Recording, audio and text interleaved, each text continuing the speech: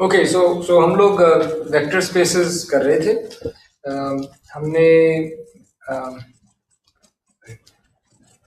हमने देख लिया था वेक्टर्स होते क्या हैं, उनकी थोड़ी सी properties, addition, scalar multiplication, linear combination vectors की, लेंथ वेक्टर की कैसे निकालते हैं, यूनिट वेक्टर क्या चीज़ होती है, स्टैंडर्ड यूनिट वेक्टर्स क्या होते हैं, डिस्टेंस जो है वो लेंथ की बेस पे निकलता है। दो वेक्टर्स का डिफरेंस लें और जो डिफरेंस वेक्टर है उसकी लेंथ, और this is equal to Euclidean distance between two points. और ये कौन से पॉइंट्स हैं? वो वाले पॉइंट्स जो उन वेक्टर्स को रिप्रेजेंट करते हैं। हमने डॉट प्रोडक्ट को बहुत डिटेल में देख लिया था कि ये वेक्टर्स के दरमियान सिमिलैरिटी को रिप्रेजेंट करता है। और हमने डॉट प्रोडक्ट की चंद प्रॉपर्टीज देख ली थी, खास तौर पे नंबर 4 कि ये हमेशा पॉजिटिव होता है या जीरो होगा। जीरो तब होगा जब अपने साथ डॉट प्रोडक्ट, किसी वेक्टर का अपने साथ जो डॉट प्रोडक्ट है वो या जीरो होगा अगर वो वेक्टर खुद जीरो है, या वो पॉजिटिव होगा, नेगेटिव कभी नहीं हो सकता। हमने मैट्रिक्स मल्टीप्लिकेशन को देखा था कि मैट्रिक्स मल्टीप्लिकेशन में जब आप एक रो को किसी कॉलम से मल्टीप्लाई करते हैं तो वो डॉट प्रोडक्ट ही ले रहे होते हैं, एलिमेंट वाइज मल्टीप्लाई कर रहे हैं, हर एंट्री को मल्टीप्लाई कर रहे हैं और फिर उन सारों प्रोडक्ट्स का सम ले रहे हैं। तो all entries in a matrix multiplication are basically dot products.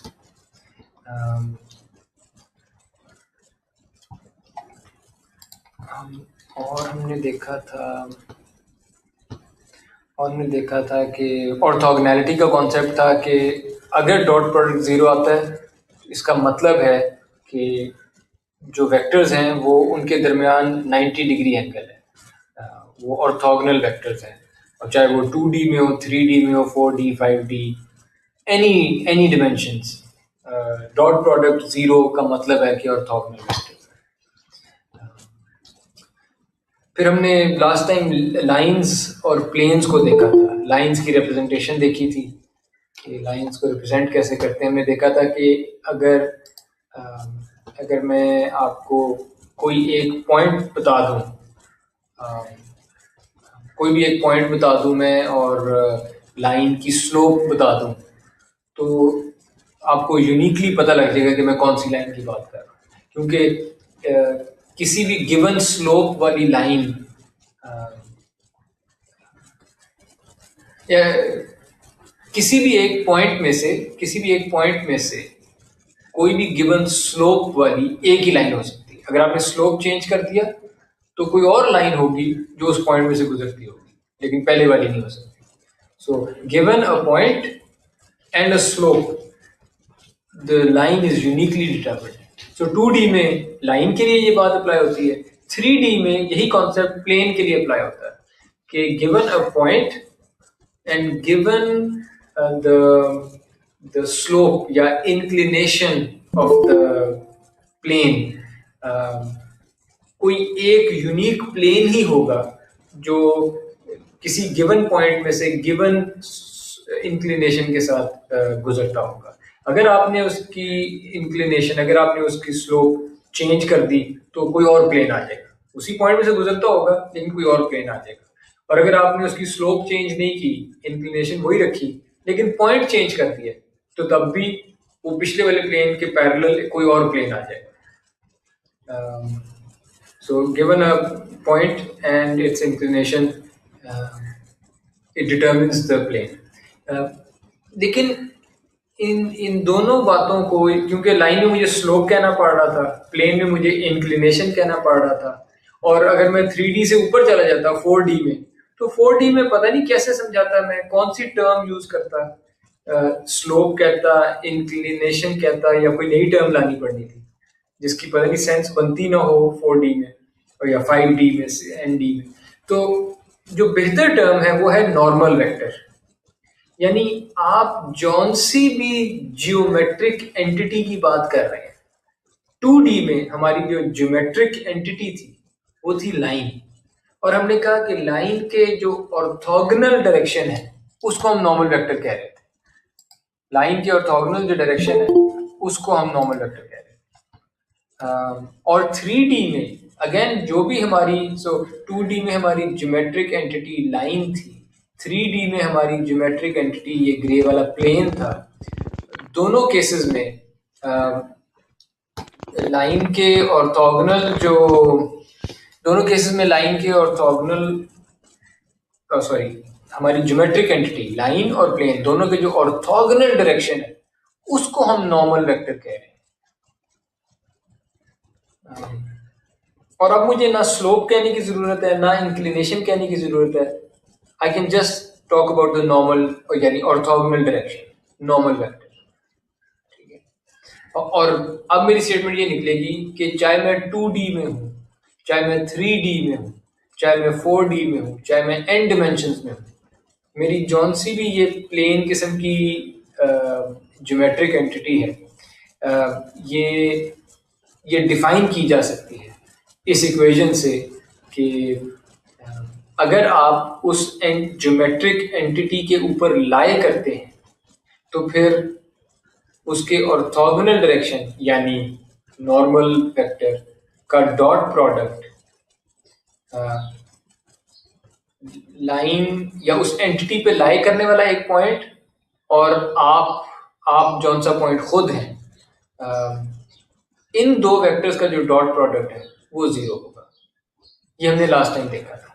ये डेफिनेशन होगी, this will be the definition of a line in 2D।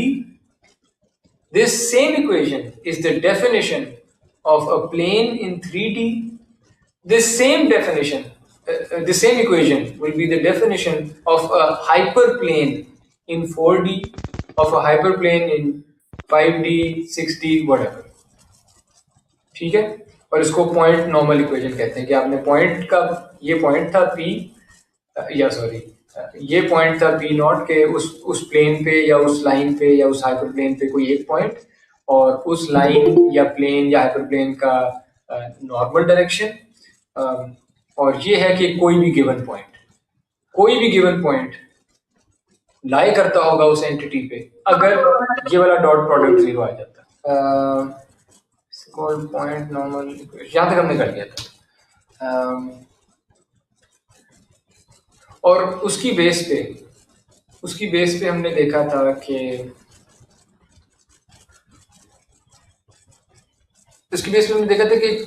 Traditionally जो हम लाइन की इक्वेशन यूज कर रहे थे y = mx + c, उसको हमने जरा सा चेंज करके देखा था ax + by + c = 0। ये हमने देखा था कि ये असल में वही पॉइंट या नॉर्मल पॉइंट नोटेशन में ही था कि a और b जो है ये नॉर्मल वेक्टर की डायरेक्शन थी, ठीक है, और x y कोई पॉइंट था। और जिसको हम प्लेन कहते थे ax + by + cz + d = 0 traditionally, वो भी उसी फॉर्म में है कि नॉर्मल डॉट प्रोडक्ट आप नॉर्मल वेक्टर के साथ ले रहे हैं और उसको = 0 सेट कर रहे हैं। फिर हमने लास्ट टाइम ऑर्थोगोनल प्रोजेक्शंस देखी थी। हमने ये देखा था कि कोई भी वेक्टर डीकम्पोज किया जा सकता है यूजिंग एनी अदर 2 वेक्टर्स। यानी आप स्टार्टिंग पॉइंट से शुरू हुए हैं, स्टार्टिंग पॉइंट से आप कहीं भी और चले जाएं और जहां भी आप पहुंचे हैं वहां से एंडिंग पॉइंट पे चले जाएं, तो इसका मतलब आपको डीकम्पोजिशन मिल गई है। यू ओरिजिनल वेक्टर था, आपने ये 2 नए वेक्टर उठा लिए और इनको सम करके भी आप वहीं पहुंच जाते हैं जहां यू से पहुंच रहे थे। और हमने देखा था कि अगर u और a 2 वेक्टर आपके पास मौजूद है, एक u मौजूद है और एक a मौजूद है, तो आप a के अलोंग डीकम्पोजिशन भी कर सकते हैं या विद रिस्पेक्ट टू a आप डीकम्पोजिशन कर सकते हैं u की। उसमें यह है कि u का एक हिस्सा होगा w1, एक हिस्सा होगा w2। w1 जो हिस्सा होगा ये पैरेलल टू a होगा, w1 यानी अलोंग a होगा, और W2 जो हिस्सा होगा ये ऑर्थोगोनल टू A होगा। और अगर आप अलोंग A हैं, W1 अगर अलोंग A है तो W1 को लिखा जा सकता है सम स्केलर टाइम्स A। और और अगर आपको W1 मिल गया है और U आपके पास पहले ही मौजूद है, राइट, अगर U पहले ही मौजूद है और W1 ये वाला वेक्टर है, यानी वो K के अलोंग, सॉरी A के अलोंग अगर K टाइम्स A जो है वो सिर्फ ये वाला हिस्सा बनता है जिसको W1 कह रहे हैं, तो फिर ये जो डायरेक्शन है, ये जो वेक्टर है, this will B U minus KA या U minus W1, which means के W2 जो है वो फिर आप निकाल सकते हैं, W2 जो है वो U माइनस W1 होगा। और हमने ये देखा था कि ये जो K जो वैल्यू है कि A के अलाउंग कितना चलना है, अगर आपने इस तरह की डिकम्पोजिशन लेनी है कि जिसमें W2 बिल्कुल ऑर्थोगोनल आए A के, उसके लिए K किस तरह सेट होगा, वो ये हमने लास्ट टाइम किया था कि आप basically when you compute U dot A, U का डॉट प्रोडक्ट ले लें A के साथ, तो U जो है that is W1 plus W2 और W1 जो है वो K टाइम्स A है, और आपने बस लिख लिया KA प्लस W2 या U ही लिखा है, उसका डॉट प्रोडक्ट A से लिया है। जब इसको खोलेंगे तो टर्म आ जाएगी K into A dot A plus W2 dot A, लेकिन अगर W2 ऑर्थोगोनल रखना है आपने A के, तो ये तो जीरो हो जाएगा क्योंकि ऑर्थोगोनल वेक्टर्स का डॉट प्रोडक्ट जीरो होता है, और तो ये टर्म जीरो हो जाएगी और यहाँ पे K into A dot A आ जाएगा which is just the square norm of A। तो यहाँ से पता लग जाता है कि फिर K की क्या वैल्यू होगी, K will be equal to U dot A over A की लेंथ का स्क्वायर, ठीक है। तो देखो हमें पता लग गया कि कोई भी वेक्टर U किसी भी given vector A, let's say A ये वाला वेक्टर है, कोई भी वेक्टर U किसी भी गिवन वेक्टर A से अगर आपने बनाना है, तो यार ये वाला एक्चुअली बहुत छोटा बन जाएगा, सो लेट मी चेंज, इसी पे रहते हैं जो पहले एग्जांपल थी। कोई भी वेक्टर U किसी भी वेक्टर A के साथ A को यूज करके डिकम्पोज किया जा सकता है इस तरीके से कि आप K के अलोंग उतना चलें, A के अलोंग उतना चलें, जिसको मैं W1 वेक्टर कह देता हूँ, कि उतना चलने के बाद आप A के ऑर्थोगोनल डायरेक्शन में चलें तो आप एग्जैक्टली U पे पहुंच जाएंगे, और इसको हम W2 कह देते हैं। तो ये हमने सीख लिया कि ये कैसे किया जा सकता है। ये इस तरह किया जा सकता है कि K जो वैल्यू है वो इस फॉर्मूले से लेके आए, U का A से, U तो आपके पास मौजूद है, A आपके पास मौजूद है, तो राइट साइड पे जो जो चीजें आपको चाहिए ये मौजूद है आपके पास, U है A है, तो ये K निकल आएगा, ये वो लेंथ है अलोंग A कि जिस पे अगर आप चलते तो बाकी जो मूवमेंट है U पे पहुंचने के लिए वो सिर्फ ऑर्थोगोनल डायरेक्शन में होगी। तो इस तरह की वैल्यू भी जो K टाइम्स A आया है, जो K आया है, ये है ऑर्थोगोनल प्रोजेक्शन है, या W1 जो है, W1 ऑर्थोगोनल प्रोजेक्शन है U की A के ऊपर, राइट। यानी अगर मैं यहाँ पे A ड्रॉ करूँ और ये मेरे पास U है, तो इस तरह करके जब हम नीचे गिराते हैं, किसी वेक्टर को ड्रॉप करते हैं, हम इसको कहते थे परपेंडिकुलर ड्रॉप करना। तो जब किसी वेक्टर पे इस तरह ऑर्थोगोनल आप ड्रॉप करते हैं तो ये वाला जो हिस्सा आता है, अगर मैं इसको वेक्टर कहूँ यहाँ तक, ये जो वेक्टर आता है इसको कहते हैं ऑर्थोगोनल प्रोजेक्शन। सॉरी, ये वाला हिस्सा, ये वाला vector is the orthogonal projection. ये ऑर्थोगोनल प्रोजेक्शन है U की A के ऊपर। लेट मी रिपीट दैट, ये ऑर्थोगोनल प्रोजेक्शन है U की A के अलोंग। ये बल्कि हमने लास्ट टाइम यहाँ पे इसको मेंशन भी किया था at the end of the slide, ठीक है। projection या orthogonal projection of u along A. Okay, यहाँ तक कोई सवाल?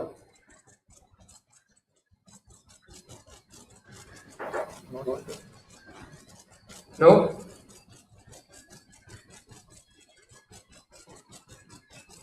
ओके,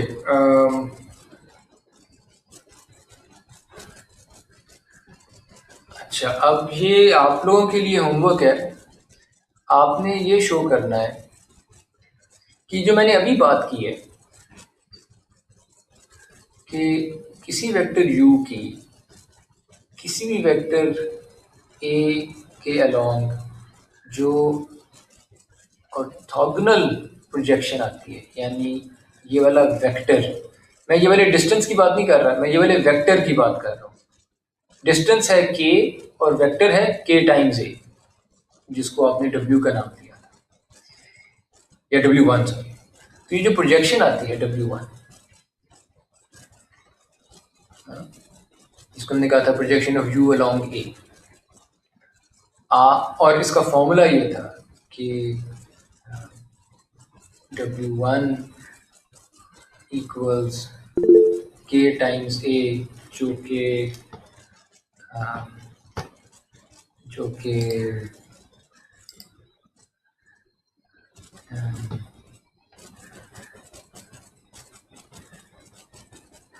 जिसमें k जो है it was u dot a divided by a की लेंथ का स्क्वायर। ये पिछली स्लाइड पर हमने देखा था। और तो ये था k, ये चीज़ k थी, और multiplied by k times a। ये थी orthogonal projection of u along a।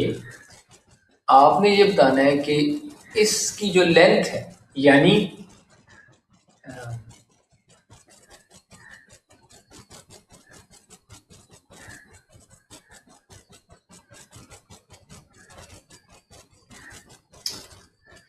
k की वैल्यू, इसकी लेंथ k ही आती है, इसकी जो लेंथ है वो आपने शो करना है कि वो u cos थीटा होती है, सॉरी u की length times cosine of the angle between the vectors. इसके अंदर थीटा जो है वो ये चीज है, ये वाला angle, this is theta, smaller angle between the two vectors. तो ये आप लोगों ने शो करना है। और ये cos थीटा क्यों आएगा आंसर में?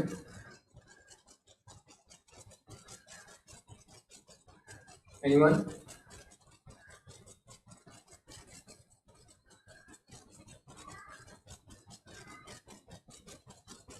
cos थीटा क्यों आएगा आंसर में?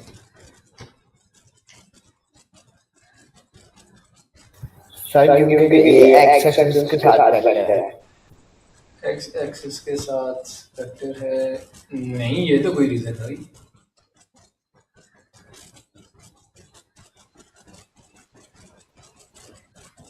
ये रीजन आप अपने पुराने नॉलेज की बेस पे कह रहे हैं, जो आपने कोर्स में सीखा है उसकी बेस पे। इधर न्यूमरेटर में क्या है?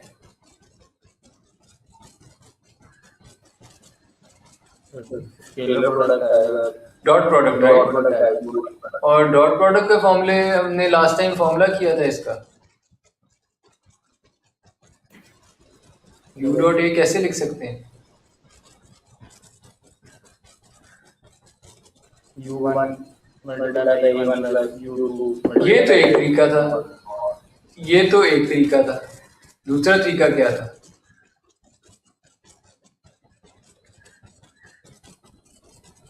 दूसरा तरीका क्या था?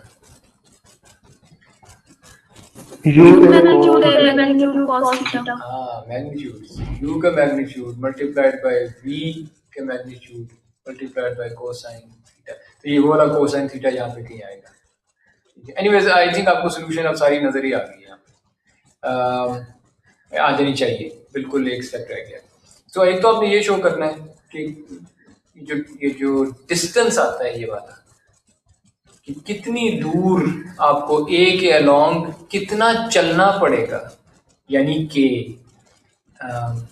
वो उसकी वैल्यू ये होती है। u की लेंथ को आप कोसाइन ऑफ थीटा से मल्टीप्लाई करें तो ये लेंथ आ जाएगी। आपने ये भी शो करना है कि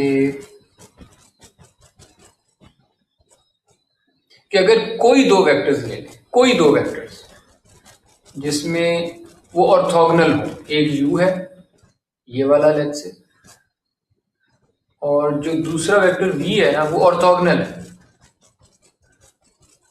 ठीक है, ऑर्थोगोनल वेक्टर या इधर पॉइंट कर रहा होगा या फिर इधर पॉइंट कर रहा होगा, ठीक है।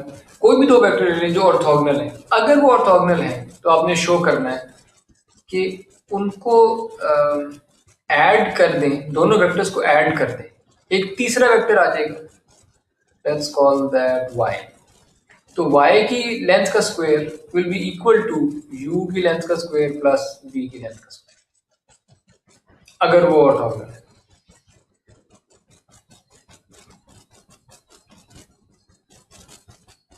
और I think this is a generalization of which rule, कोई मुझे बता सकता है ये कौन सा रूल है जो आपको पता है असल में और आप 2D में यूज करते रहे हैं सारी जिंदगी और मे बी 3D में भी, उस रूल की ये जनरलाइजेशन है for higher dimensional spaces, n dimensional spaces, for vector spaces.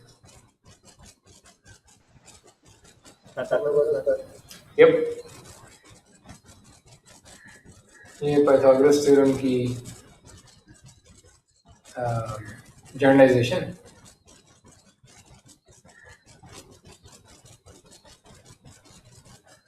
Higher dimensional spaces, okay, क्योंकि आपने 2D में देखा था कि अगर 90 यानी राइट एंगल ट्रायंगल के लिए था ना पाइथागोरस थ्योरम, और तो किसी ट्रायंगल के लिए नहीं था, सिर्फ राइट एंगल के लिए था। वेल, राइट एंगल ट्रायंगल का मतलब है कि आपको अगर वेक्टर्स के तौर पे देखना है तो आपके पास एक ये वाला वेक्टर है, इसको u कह लें, और एक ये वाला वेक्टर है, इसको v कह लें, और ये अगर ऑर्थोगोनल है तो इनको जब आप ऐड करेंगे u और v को तो जब इनको ऐड करेंगे तो ये तीसरा वेक्टर आ जाएगा जिसको मैं y कह रहा हूँ या u प्लस v कह दें। और पाइथागोरस थ्योरम ये कहता था कि इसकी लेंथ, अगर आप इसकी लेंथ को a कह दें, और इसकी लेंथ अगर आप इसकी लेंथ को b कह दें, और y की लेंथ या u प्लस v की लेंथ अगर आप इसकी लेंथ को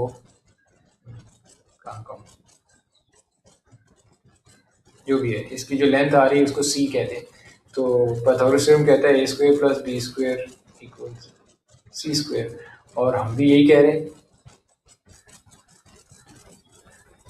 u की लेंथ का स्क्वायर प्लस v की लेंथ का square equals u plus v की लेंथ का स्क्वायर।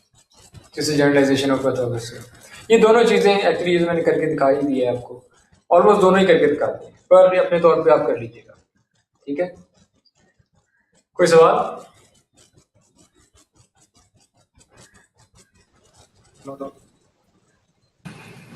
सर, इस लास्ट वाला क्वेश्चन है, इसको हम डॉट प्रोडक्ट से भी सॉल्व कर सकते हैं, मतलब सेम वेक्टर को उसी से मल्टीप्लाई करें तो ये आंसर आ जाता है। Dot product in the sense के like u plus v dot u plus v, और फिर वो, यानी आप कहते हैं कि ये स्क्वायर्ड नॉर्म है और स्क्वायर्ड नॉर्म किसी भी वेक्टर का वो अपने साथ डॉट प्रोडक्ट होता है ना? जी सर। तो और जब आप यहाँ से इसको जब खोलेंगे, और हमने प्रॉपर्टीज देखी हुई है डॉट प्रोडक्ट की कि ये u dot u plus v dot u plus u dot v plus v dot v बन जाएगा, ऐसा ही है ना? जी सर। जिसके अंदर ये टर्म और ये टर्म ये क्या होंगी अगर ये ऑर्थोगोनल हैं u और v, तो ये जीरो हो जाएगा, ये जीरो हो जाएगी।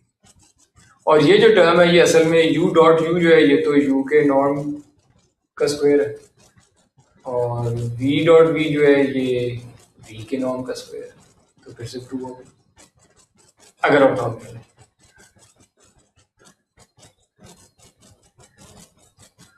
लेकिन बस आपको ये फिर याद रखना चाहिए कि अगर ऑर्थोगोनल नहीं होंगे तो ये वाली टर्म्स भी अपना रोल प्ले कर रही हैं। Okay,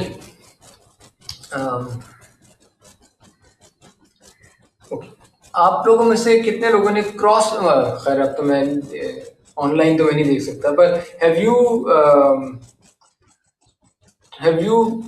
encountered cross product? Have you studied cross product before? Yes, sir. Physics में या किस में किया था? फर्स्ट ईयर में सर फिजिक्स में पढ़ा था। उसके बाद ठीक है। सो क्रॉस प्रोडक्ट एक ऐसा कॉन्सेप्ट है जो सिर्फ 3 डिमेंशनल स्पेस का है। Cross product is only defined for 3 dimensional space. जिस दुनिया में हम रहते हैं 3 डिमेंशनल स्पेस, क्रॉस प्रोडक्ट सिर्फ इसमें डिफाइंड है। Cross product is not defined in 1 dimensional space, 2 dimensional space, 4 dimensional space, 5 dimensional space, n dimensional space. तो ये बहुत ही स्पेसिफिक कॉन्सेप्ट है, ये सिर्फ 3D स्पेस के अंदर होता है। तो ये आप गलती ना कीजिएगा कि क्रॉस प्रोडक्ट ढूंढ रहे हो other space, only in 3D space. और है क्या, अगर आपके पास 2 वेक्टर्स हैं u और v, दोनों 3D के वेक्टर्स हैं, उनका क्रॉस प्रोडक्ट डिफाइंड है और वो एक और वेक्टर होगा और वो वेक्टर भी 3D स्पेस में होगा, यानी cross product gives you another vector.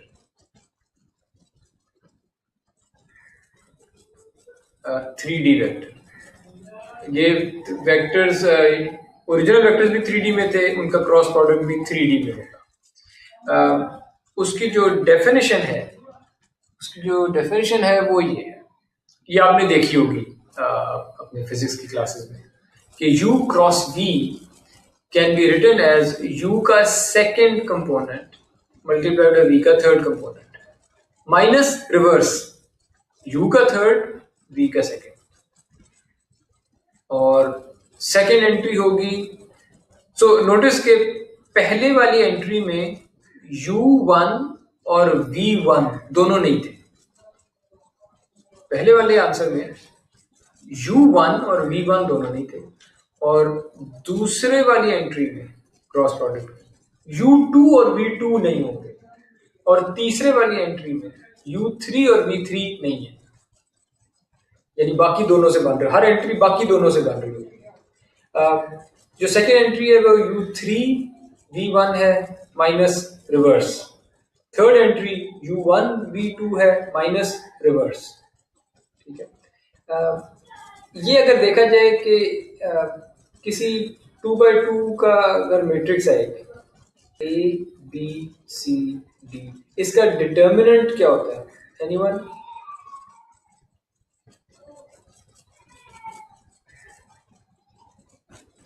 AD minus BC. AD minus BC। तो चूंकि ये भी कुछ इसी तरह की टर्म्स हैं, AD minus BC, ये जो पहला आंसर लिखा है u2 v3 minus u3 v2, इसको मैं धक्के से, ये जरूरी नहीं था पर जान के ये कनेक्शन बनाने के लिए कि ये समथिंग माइनस समथिंग है, मैं इसको डिटर्मिनेंट के तौर पे लिख सकता हूँ, और वो डिटर्मिनेंट होगा ये इस मैट्रिक्स का, ये जो पहले वाला है। क्या आप लोग ये वेरीफाई कर सकते हैं कि इसका डिटर्मिनेंट वही होगा जो क्रॉस प्रोडक्ट की पहली एंट्री आती है? yes, ओके, यानी u2 v3 minus u3 v2, great. Can you also verify कि जो सेकेंड एंट्री लिखी हुई है वो ये सेकेंड मैट्रिक्स का डिटर्मिनेंट, लेकिन इन माइनस करके, can you verify?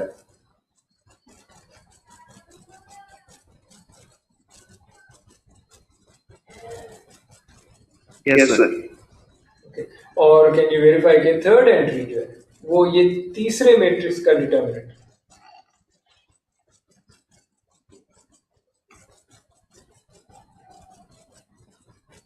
Yes, sir.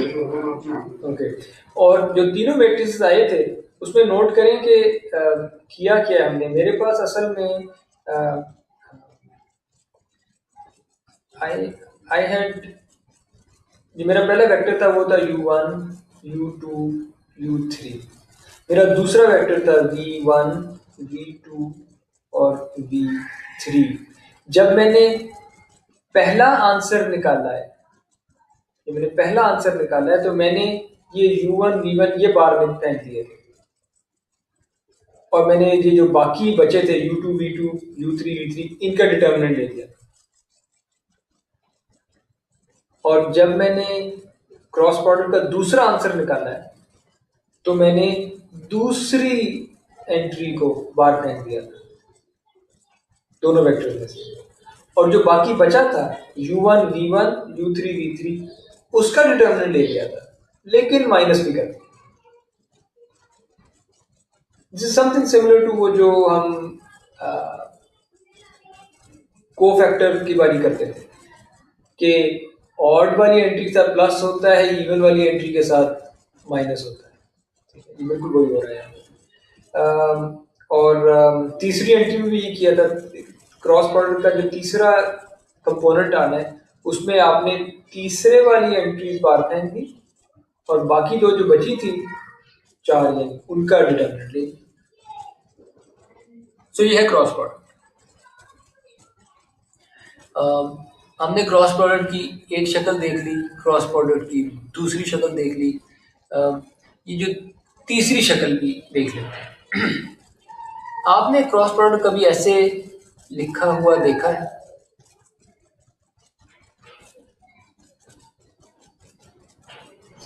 Yes, sir. तो आपने अपनी फिजिक्स के लेक्चर्स में ये देखा होगा कि आप यहाँ पे आई जे के लिख देते थे। क्या था ये आई जे के? You ever think about it? Unit vectors. जी, ये वो यूनिट वेक्टर्स थे, यानी स्टैंडर्ड यूनिट वेक्टर्स। ये u1 और v1 इसके नीचे लिखे हुए, i के नीचे u1 और v1 लिखे हुए, यानी पहली जो डायरेक्शन थी x एक्सिस जिसको आप कहते थे 3D में, उसके अलोंग u वेक्टर का ये कंपोनेंट था u1, v वेक्टर का कंपोनेंट था v1। तो आपने x एक्सिस के नीचे u1 v1 लिख दिया, आपने y एक्सिस के नीचे u2 v2 लिख दिया, आपने z एक्सिस के नीचे u3 v3 लिख दिया, और हम x y z कहने की बजाय i j k कह रहे हैं अपने एक्सिस को। तो इस तरह से आप लिखें, और इस मैट्रिक्स का डिटर्मिनेंट जब लेते थे आप, तो डिटर्मिनेंट यही होगा। अब ये ना सिंबॉलिकली बस यूज हो रहा है, ये थोड़ा अब्यूज ऑफ नोटेशन है, ये सिंबॉलिकली यूज हो रहा है कि ये कोई एक्सिस है। तो आप कहते हैं कि ये वाला एक्सिस मल्टीप्लाइड बाय बाकी का डिटर्मिनेंट। ऐसे होता है ना, जब आप ये वाला एंट्री यूज करते हैं डिटर्मिनेंट में, तो ये वाली रो खत्म हो जाएगी और ये वाला कॉलम खत्म हो जाएगा, फर्स्ट रो फर्स्ट कॉलम खत्म हो जाएगा, बाकी का डिटर्मिनेंट आ जाएगा। That's exactly what you have written here, है ना? Yes, sir. यानी वैल्यू इनटू कोफैक्टर, डिटर्मिनेंट ऐसे लगता है, value into cofactor plus value into cofactor. अब अगली वैल्यू j है, और कोफैक्टर क्या होगा?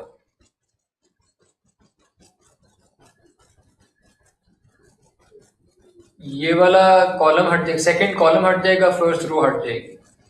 माइनर बना u1 u3 v1 v3, इसका डिटर्मिनेंट ये था माइनर, और जो कोफैक्टर होगा वो -1 to the power i plus j किया होगा, -1 to the power 1 plus row 1 है और कॉलम 2 है, और आगे माइनर है, माइनर होता है डिटर्मिनेंट, वो किसका होगा?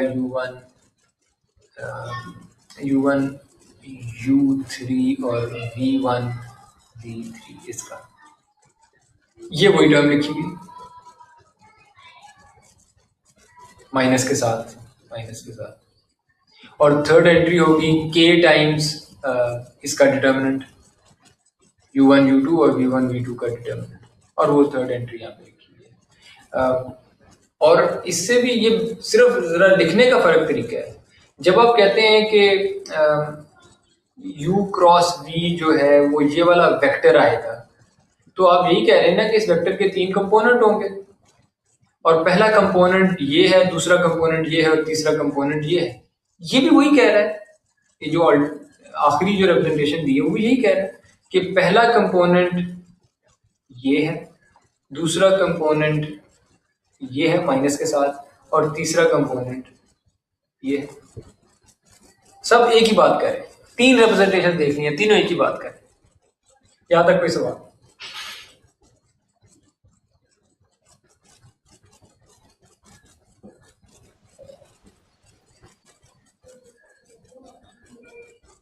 आगे चले।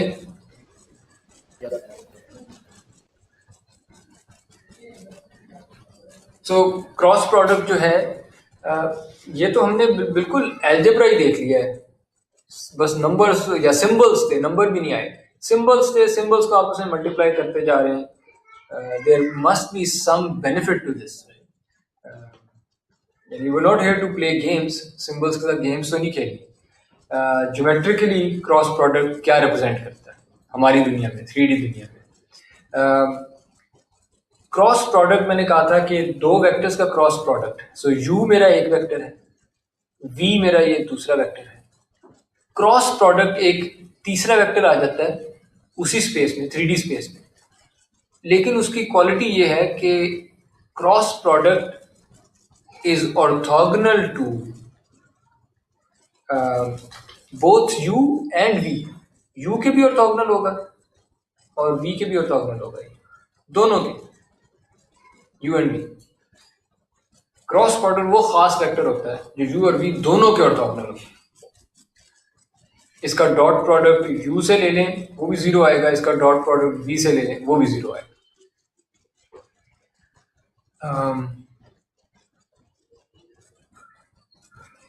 खैर अभी हम क्लास में नहीं, मगर अगर हम क्लास में होते और वाइट बोर्ड होता और वाइट बोर्ड का मैं हाइट और विड्थ अगर मैं देख लूँ और वहाँ पे वेक्टर्स रख लूँ, वाइट बोर्ड पे वेक्टर्स रख लूँ बेस पे भी और उसकी साइड पे भी, हाइट और विड्थ पे, तो जो क्रॉस प्रोडक्ट होगा वो व्हाइट बोर्ड से बाहर पॉइंट करता हुआ वेक्टर होगा या व्हाइट बोर्ड से अंदर पॉइंट करता हुआ वेक्टर होगा। It will be orthogonal to the white board, यानी वो व्हाइट बोर्ड का नॉर्मल वेक्टर होगा। ये बात फॉलो कर रहे हैं आप? आपकी कंप्यूटर स्क्रीन, अपनी कंप्यूटर स्क्रीन पे जो उसकी विड्थ और हाइट है उनको अगर आप वेक्टर समझ लें, इनका जो क्रॉस प्रोडक्ट है वो आपकी तरफ पॉइंट कर रहा होगा या फिर वो दूसरी साइड पे पॉइंट कर रहा होगा, लेकिन स्क्रीन के ऑर्थोगोनल होगा, 90 डिग्री पे होगा। तो दैट्स द क्रॉस प्रोडक्ट। और क्रॉस प्रोडक्ट जो है ना ये मतलब सिमेट्रिक नहीं होता। अगर मैं u का क्रॉस प्रोडक्ट लूं v के साथ, u पहले, वर्सेस अगर मैं v पहले रख लूं और क्रॉस प्रोडक्ट लूं u के साथ, तो आंसर नेगेटिव हो जाएगा। यानी u क्रॉस v इस डायग्राम के मुताबिक u क्रॉस v अगर ऊपर को पॉइंट कर रहा है तो v क्रॉस u उतना ही बड़ा वेक्टर होगा, उसी साइज का वेक्टर होगा, लेकिन वो दूसरी तरफ पॉइंट कर रहा होगा। ठीक है, तो ऑर्डर मैटर करता है क्रॉस प्रोडक्ट के केस में कि किसका किससे क्रॉस प्रोडक्ट लिया आपने, पहले कौन था। ओके,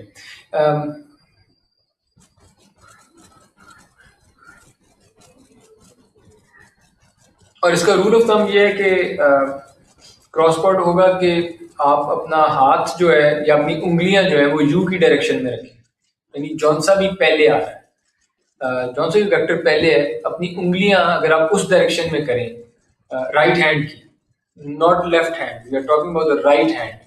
अगर आप अपनी उंगलियां राइट हैंड की उंगलियां यू की डायरेक्शन में रखें और अपनी उंगलियां बंद करें, या बंद करें और वी की तरफ बंद करें। ठीक है, उंगलियां यू की डायरेक्शन में रखें और उंगलियां वी की तरफ को बंद करें। तो आपका जो अंगूठा है, अगर आपने हाथ से बाहर ही निकाला हुआ है पॉइंटिंग आउटवर्ड्स, तो ये यू क्रॉस वी को पॉइंट कर रहा होगा। सिमिलरली जब आप वी क्रॉस यू पे करेंगे तो आप अपनी उंगलियां वी की तरफ करेंगे और बंद करेंगे यू की तरफ, तो आपका जो अंगूठा है वो वी क्रॉस यू पे पॉइंट कर रहा होगा। सो जस्ट टू सी के क्रॉस प्रोडक्ट किस तरफ पॉइंट कर रहा होगा। क्रॉस प्रोडक्ट एक तो इस वेक्टर को रिप्रेजेंट करता है जो ऑर्थोगोनल है, तो एक तो इसकी ज्योमेट्रिक प्रॉपर्टी ये है कि ये ऑर्थोगोनल होगा दोनों। इसकी और भी ज्योमेट्रिक प्रॉपर्टी है।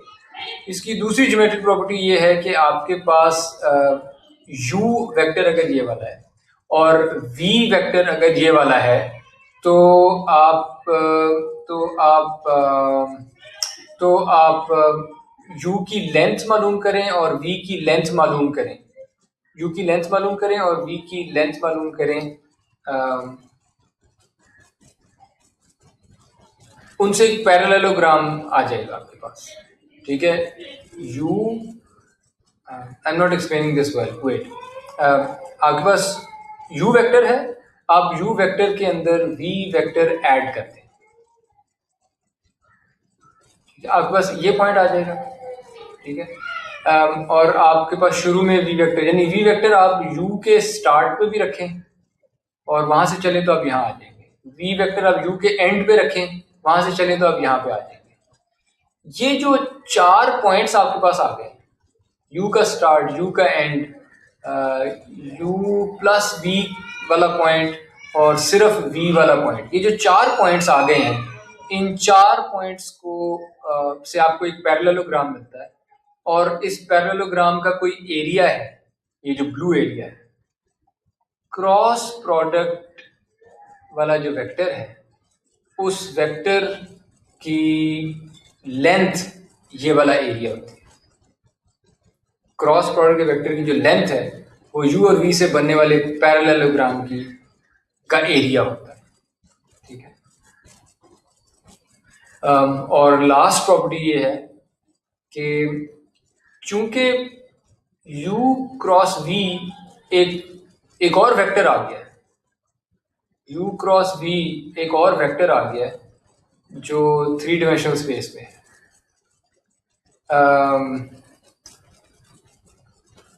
u क्रॉस v एक और वेक्टर है जो 3 डायमेंशनल स्पेस में है। तो इसका मतलब है अगर मैं इसको y कह दूं तो मैं इस वेक्टर का फिर से कोई क्रॉस प्रोडक्ट ले सकता हूं,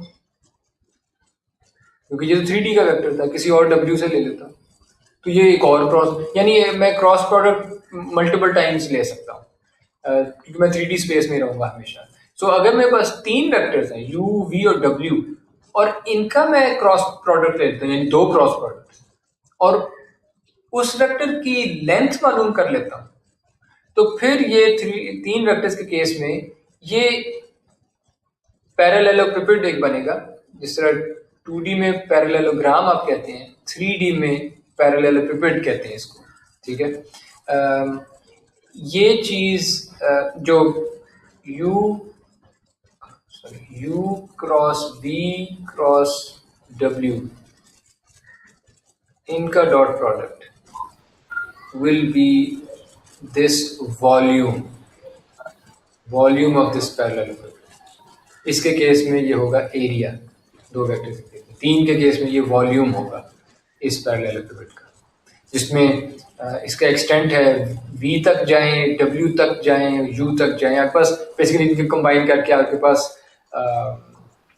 8 पॉइंट बनेंगे, उससे एक ये पैरेललोपिपेड बन जाएगा। क्यूब की जिस तरह ये पैरेललोग्राम एक रेक्टेंगल की डिस्टॉर्टेड शक्ल होती है, ये एक क्यूब की डिस्टॉर्टेड शक्ल है पैरेललोपिपेड। यहाँ तक कोई सवाल नहीं?